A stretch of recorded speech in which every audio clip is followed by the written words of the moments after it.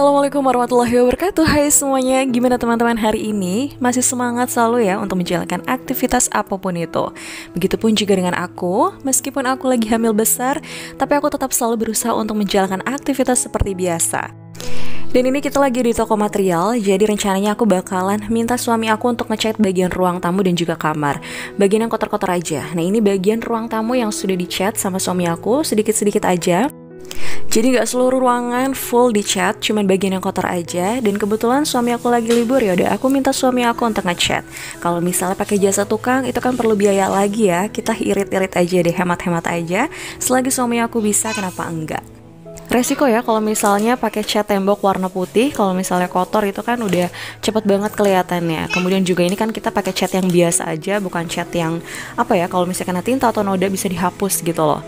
Pokoknya disesuaikan budget juga. Terus kalau misalnya seluruh ruangan yang kita cat itu kan pasti bakalan tambah cat lagi gitu ya. Dan ini nggak cukup satu kaleng gitu, ukuran 5 kilo kalau nggak salah. Nah ini dengan harga kita beli tadi itu 168.000. Ya udah kita cat aja bagian yang kotor-kotor. Kalau misalnya bagian yang nggak kotor nggak perlu dicat karena masih kelihatan bagus juga. Ya kayak gitu kalau misalnya memang pilihan warna aku gitu ya, pengennya memang rumah itu warna putih. Terus kalau misalnya kotor sedikit ya cat ulang lagi. Gak masalah sih menurut aku, yang terpenting kelihatannya bersih. Dan kalau misalnya pakai cat warna putih di rumah tuh, rumah kelihatan lebih lega aja sih menurutku. Lebih lega atau lebih luas gitu ya. Alhamdulillah gak perlu lama juga waktu untuk ngecatnya, karena cuma bagian-bagian kotor aja kan yang dicat, ruang tamu dan juga kamar. Ini sore harinya paket aku datang dan aku mau langsung aja buka. Jadi aku baru aja beli karpet untuk aku taruh di ruang tamu. Jadi menyambut dede bayi itu persiapannya lumayan banyak juga. Selain aku ngurusin perlengkapan-perlengkapan dede bayi gitu ya, aku juga pengen banget ngisi rumah dengan perlengkapan lainnya. Karena kebetulan juga kan memang ada rezeki, ya udah kenapa enggak digunakan untuk keperluan rumah juga. Dan ini aku beli karpet karena memang aku pikir kalau misalnya nanti ada saudara atau orang tua datang gitu ya, udah kita gelaran aja. Karena memang ruangannya juga sempit kalau misalnya ditaruh sofa atau bangku gitu ya. Dan karena kita juga kebetulan memang belum punya sofa gitu ya, ya udah pakai yang seadanya aja. Kalau misalnya bangku yang aku dudukin ini kemarin kan aku beli memang khusus untuk di teras, tapi nyatanya bagus dan akhirnya aku bakalan taruh di ruang tamu. Jadi untuk 2 bangku lagi, bangku lamanya aku bakalan taruh di teras. Dan untuk sisanya ya udah pakai karpet aja, gelaran menurut aku lebih apa ya, lebih praktis karena biar kelihatan lebih luas aja. Dan untuk sofa bed yang kita punya itu nanti aku bakalan taruh di tempat lain. Jadi nggak terlalu sempit banget kelihatannya.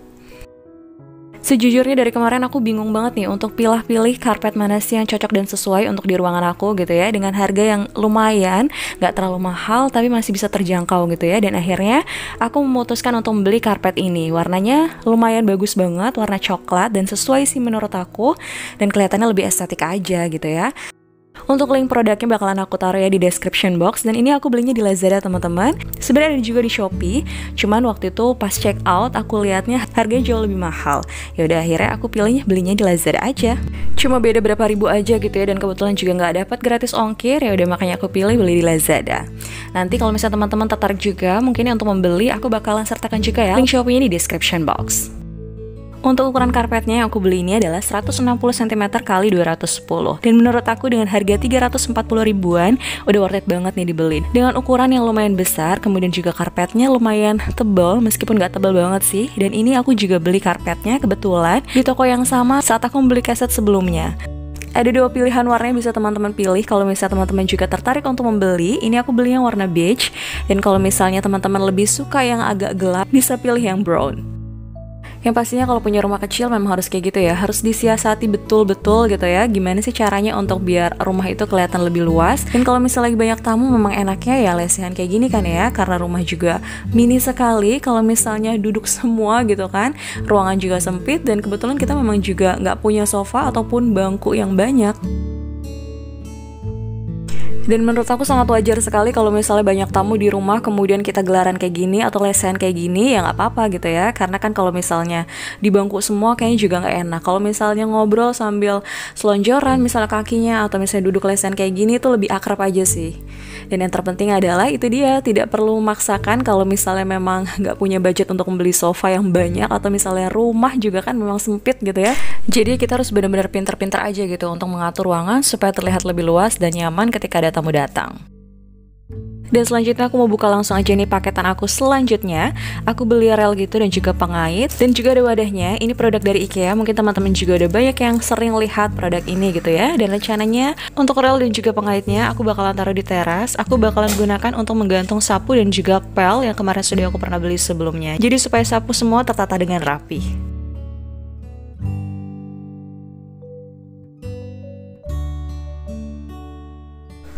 Dan seperti inilah untuk suasana ruang tamuku kali ini. Tapi ini juga belum fix, aku bakalan pindah-pindah lagi mungkin ya, karena kan aku juga bakalan taruh 2 kursi yang lama itu di teras. Dan seperti apa mungkin nanti di next video kali ya, aku bakalan tata ulang. Dan untuk saat ini ya udah seperti ini aja. Karena kebetulan ini juga udah malam banget, jadi aku juga harus melakukan pekerjaan lainnya. Dan ini dia untuk sofa bednya, sementara aku taruh di ruang sholat. Ya nanti aku pikirkan lagi untuk taruh di mana gitu ya. Dan ini aku lanjut untuk aktivitas lainnya. Jadi aku bakalan gosok malam ini bareng sama suami, jadi gantian gitu. Untuk yang pertama aku bakalan gosok pakaian-pakaian yang seadanya aja, yang bisa aku gosok gitu ya. Ya kebetulan juga memang nanti bakalan dibantu juga sama suami, tapi ini aku bakalan gosok duluan. Baru setelah itu kalau misalnya aku udah capek, aku bakalan gantian sama suami aku. Setiap pekerjaan rumah sebaiknya memang seperti itu, dilakukan sama-sama bareng sama suami. Jadi nggak hanya istri aja, apalagi kalau misalnya istrinya lagi hamil gitu ya. Jadi harus saling bantu juga. Dan kalau misalnya istri pun nggak lagi hamil, harus tetap semangat nih para suami untuk membantu istrinya. Kalau menurut aku sih wajar-wajar aja ya kalau misalnya suami itu membantu istrinya. Dan yang terpenting itu harus saling ada komunikasi supaya kita juga bisa melakukannya enak nih satu sama lain. Jadi nggak hanya suami itu sibuk main handphone aja terus kita bekerja, tapi kita juga sama-sama untuk apa ya, namanya membangun keluarga ini tuh bisa lebih baik lagi. Karena kalau misalnya kita udah enak nih satu sama lain gitu ya, pasti menjalankan rumah tangga juga akan jauh lebih baik ke depannya. Dan ini aku juga masih banyak belajar dalam membangun rumah tangga menjadi keluarga yang sakinah mawaddah warahmah. Dan memang suami itu kan mencari nafkah, tapi kalau misalnya alangkah baiknya membantu istri gitu ya, itu pasti kan bakalan senang banget istrinya. Apalagi kalau misalnya istrinya tuh udah capek banget nih di rumah, ngurus anak, masak dan lain sebagainya. Dan pastinya kalau suami kita ikut bantu juga pasti senang banget kan ya teman-teman. Dan semoga saja suami-suami kita nih, para suami, bisa selalu membantu kita dalam hal apapun supaya kita juga selalu bahagia, selalu tersenyum, dan muka kita tuh gak kusut setiap harinya ngeliat pekerjaan yang ini lagi. Dan gak perlu jadi istri yang nuntut juga untuk suami melakukan pekerjaan rumah. Pokoknya seikhlasnya aja, gimana kita bisa membangun komunikasi antara satu sama lain gitu ya. Dan gak setiap hari juga harus bantu istrinya. Karena kalau misalnya setiap hari juga, siapa yang cari nafkah? Terus kemudian pastikan suami juga capek nih, apalagi kalau misalnya lembur. Pokoknya saling membantu aja satu sama lain. Gak perlu yang berat-berat, gak perlu yang harus mengeluarkan tenaga yang super gitu ya. Namanya suami gitu, harus bisa sayang sama istri. Yang pastinya itu sih. Dan mudah-mudahan suami-suami kita juga selalu begitu ya teman-teman, selalu sayang sama kita dan selalu memperhatikan kita luar dalam gitu ya. Jadi nggak hanya dari dalamnya aja, tapi dari luarnya juga, supaya kita juga menjadi ibu rumah tangga yang bahagia dan gak dipandang sebelah mata sama orang-orang. Karena belakangan ini aku dapat banyak curhatan gitu dari video aku yang sarjana tapi jadi seorang ibu rumah tangga. Kalau misalnya teman-teman sudah pernah lihat video aku mungkin sebelumnya, di situ banyak banget sih yang curhat mengenai kehidupannya. Setelah dia berhenti bekerja gitu ya, terus mengurus rumah, banyak banget nih yang kayak misalnya menghina dia menjadi seorang ibu rumah tangga. Kenapa sih sarjana kok cuma sebagai seorang ibu rumah tangga? Di situ banyak banget ya cerita-cerita mereka dan bikin aku sedih gitu ya bacanya. Karena kenapa sih masih ada aja gitu ya orang yang memandang seorang ibu rumah tangga itu pekerjaan yang rendah dan kayaknya dihina banget gitu menjadi seorang ibu rumah tangga.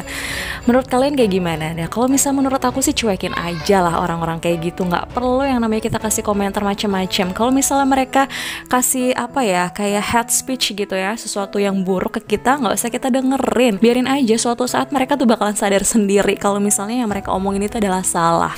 Pokoknya semangat selalu menjadi ibu rumah tangga, karena pekerjaan sebagai seorang ibu rumah tangga adalah pekerjaan yang mulia. Jangan pernah malu menjadi seorang ibu rumah tangga, jangan pernah merasa bahwa kita tuh menjadi orang yang sangat rendah sekali.